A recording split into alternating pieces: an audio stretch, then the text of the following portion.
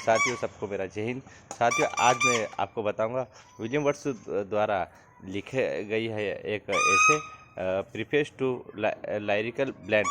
दोस्तों, इसमें बताया गया है विलियम वर्ड्स में कि किस किस प्रकार से इनके 4 एडिशन हुए थे, उन एडिशन कैसे हमें इसका भाषा का अपने पोएट्री को सरलता से बनाना चाहिए। तो दोस्तों, आइए शुरुआत करते हैं।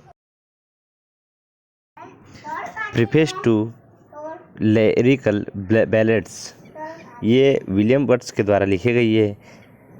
सबसे पहले एस.टी. कोलरिज और विलियम वर्ड्सवर्थ दोनों के द्वारा 23 पोएम लाइरिकल बैलेड्स थी, जिसमें से एस.टी. कोलरिज ने 4 पोएम और विलियम वर्ड्स ने 19 पोएम लिखी थी। लाइरिकल बैंड्स के 4 एडिशन है, जिसमें फर्स्ट एडिशन है 1798, सेकंड है 1800 और थर्ड है 1802 और फोर्थ है 1805। दोस्तों, ये जो एडिशन है, ये 4 एडिशन में सब 2-2 वर्ष का इनमें अंतर है और अंत वाले में 3 वर्ष का अंतर है। लाइरिकल बैलेड के बाद जो भी लाइरिकल बैलेड्स के बाद ही रोमांटिक मूवमेंट की शुरुआत हुई है। विलियम वर्ड्सवर्थ ने अपने लाइरिकल बैलेड्स में हमेशा नेचर पे ही लिखते थे और अपनी जो लिखने की जो भाषा थी वो बिल्कुल ही सरल थी, क्योंकि उसको जो पढ़ने वाले राइटर है वो अच्छे से पढ़ सके और आनंद की अनुभूति कर सके। लेकिन उस ज़माने में जो पुराने वर्ष का टाइम था, उस ज़माने में काफ़ी ट्रेंड मतलब कठिन भाषा का इस्तेमाल किया करते थे। मतलब आम लोग आसानी से नहीं पढ़ सकते थे उस चीज़ को। इसी को देखते हुए विलियम वर्ड्सवर्थ ने अपनी लाइरिकल ब्रांच में बिल्कुल सरल तरीके से हर एक चीज़ पोएम के जो लाइन को समझा है, जिसमें राइटर जो भी पढ़ने वाले व्यक्तियों को समझ में आ जाए और वो खुद को एक प्लेजर महसूस कर सके। लेकिन विलियम वुड्स की जो ये टेक्निक उस समय जो चल रही थी, उनने अपने वर्ड को बहुत ही आसान और सरल बनाया था।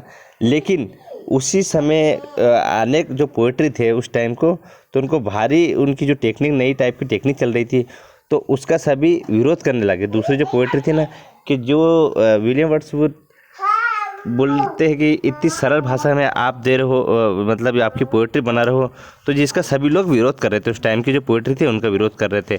तो उसी के कारण उन्होंने जो विलियम वर्ड्स थे, उन्होंने अपनी भाषा में थोड़ा सा अंतर किया। लेकिन उन्होंने इसके बाद बताया है कि जो भी चीज़ आप मतलब कोई भी पढ़ने वाला राइटर हो, तो हमें इसी चीज़ को लिखना चाहिए, सरल भाषा में लिखना चाहिए कि जिसको हर व्यक्ति आसानी से समझ सके। अन्यथा आपका बड़े मतलब लिखने का कोई पोएट्री लिखने का कोई मज़ा नहीं है। अगर आपको लिखना है तो अच्छी सरल भाषा में लिखो, जिसको हर कोई पढ़ सके, आसान से समझ सके।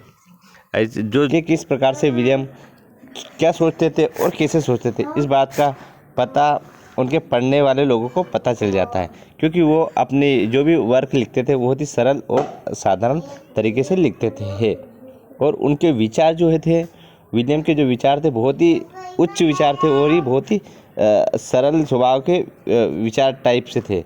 लाइरिकल बैंड्स में समझाया गया, उन्होंने जो अपने विचारों के बारे में लाइरिकल बैलेंस में समझाया गया। अपनी पोएम को उन्होंने स्टैंडर्ड मतलब डिजिटल स्टैंडर्ड मतलब उच्च स्टैंडर्ड की नहीं बनाई, केवल एक सरलता से एक निम्न लेवल का ही बनाया गया है, बिल्कुल सरल शब्दों में बनाया गया है।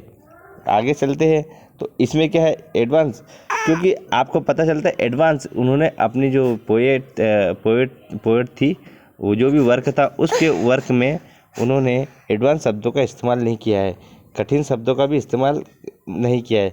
लेकिन जो भी पोएट थे उस समय कठिन वर्ड्स का इस्तेमाल करते थे, मतलब उनकी रेंज मतलब उनकी क्वालिटी इससे पता लगती थी। जो भी जितना कठिन शब्द का इस्तेमाल करते, मतलब उनके जो रेंज थी वो बहुत ही ऊंची थी, इस बात का पता चलता है। और वो बहुत ही ज्ञानी थे। लेकिन उनके ज्ञानी होने के बाद उन्होंने ये विलियम ने कहा है कि इतनी रेंज का क्या मतलब है, जो आपकी रेंज जो सामने वाला राइटर कोई पढ़ने वाला व्यक्ति आपको समझ ही नहीं पाए, तो इतनी ऊंची लिखने से कोई फ़ायदा नहीं है।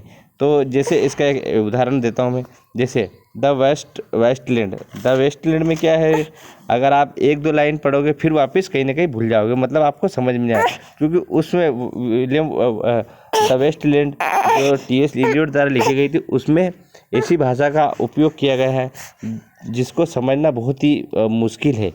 तो इसीलिए उसमें कोई पढ़ने में कोई मज़ा भी नहीं आता है। इसी कारण से विलियम वर्ड्स कहते हैं कि इतना भी क्या मतलब कोई ऊपरी रेंज जाने से कोई फ़ायदा नहीं है।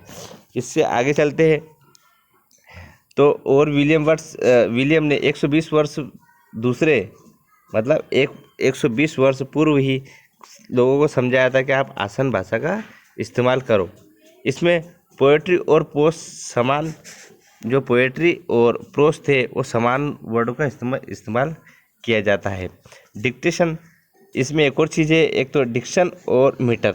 मतलब उस समय क्या है, अधिकतर जो भी रूल्स थे वो डिक्शन में लिखे गए थे। जो इसके रूल्स क्या बहुत कठिन है, लेकिन मीटर में ये चीज़ बहुत ही सरल तरीके से समझाई जा सकती है, हर कोई इसको समझ सकता था।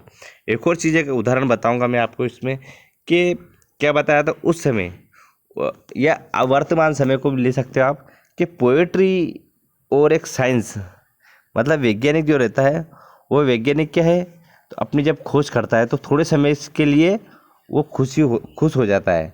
लेकिन जो पोएट्री है, पोएट्री क्या करता है, जब पोएट्री लिखता है तो भी उसे आनंद का अनुभव होता है, और जो भी कोई भी उस पोएट्री को पढ़ता है राइटर, तो उसको भी आनंद की अनुभूति है। कहने का तात्पर्य है कि जो वैज्ञानिक की जो खोज होती है वो थोड़े समय के लिए रहती है, लेकिन पोएट्री हमेशा लाइफ टाइम, जो भी इसको जब भी पढ़ता है इसको आनंद की अनुभूति होती है। मतलब पोएट्री क्या फैलती है, और इन्वेंशन जो खोज करता है वो थोड़ी समय के लिए ही रहता है। विलियम ने एक और बात कही है, जब हमारे मन के अंदर, जो भी हमारे मन के अंदर फीलिंग्स रहती है, उन फीलिंग्सों को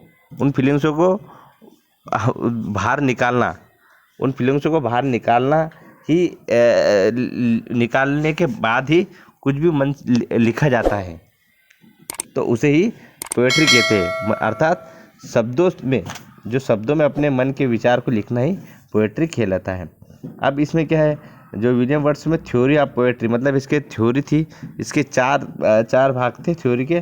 पहला क्या था, ऑब्जर्वेशन का मतलब होता है निहारना, मतलब किसी जो भी हमारी पोएट्री उसको अच्छी तरीके से आकलन और ऑब्जर्वेशन करना, समझना, उसको निहारना, ये होता है ऑब्जर्वेशन।